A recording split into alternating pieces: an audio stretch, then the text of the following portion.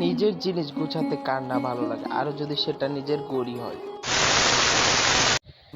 তো আসসালামু আলাইকুম এভরিওয়ান, আশা করি আপনারা সকলে ভালো আছেন এবং আমি অনেক ভালো আছি। তো বুঝে গিয়েছেন টাইটেল দেখে আজকে কি। সো আমার কাছে গড়ির আর কি, গড়ি সাজাতে অনেক ভালো লাগে, জিনিস সাজাতে। তো গাইস আমি এই জন্য এদের কাছ থেকে কয়েকটা গড়ির ব্যান আনবো, ব্যান বলতে ফিতা আনবো। সো গড়ির ফিতা আনবো কারণ তার গড়ি নাকি নষ্ট হয়ে গেছে, তার কাছে 7-8টা ফিতা আছে। তো তার জন্য আমি চলে যাচ্ছি হচ্ছে কারণ বাজার। কারণ বাজার আসলে কিন্তু একটা প্রাকৃতিক ছোঁয়া পাওয়া যায়।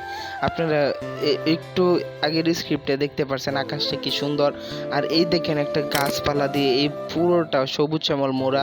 তো গাইস আমরা এসে পড়ছি জুনাইদের বাসায়। জুনাইদে যে চাবি দিয়ে তালা খুলতেছে, চাবি দিয়ে তালা খুলতেছে এবং আমরা ভিতরে ঢুকে তার রুমটিও দেখবো। সো লেটস সি, দেখা যাক।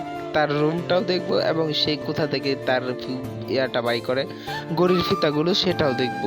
So let's see. তো গাইস এই দেখেন সে তার নিজের রুম খুলছে। এই যে এখান থেকে সে ঘড়িটা গুলা বাই করবে তার এই রুম থেকেই নাকি।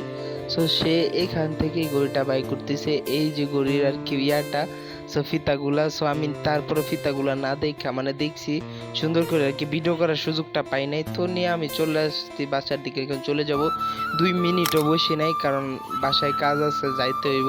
সো গাইস বাসায় আইসা পড়ছি। তো আজকের ব্লগটা ছিল এই পর্যন্তই। আশা করি ভালো লাগলে লাইক সাবস্ক্রাইব করে এবং ফলো করে পাশে থাকবেন এবং পাশে থাকা বেল আইকনটি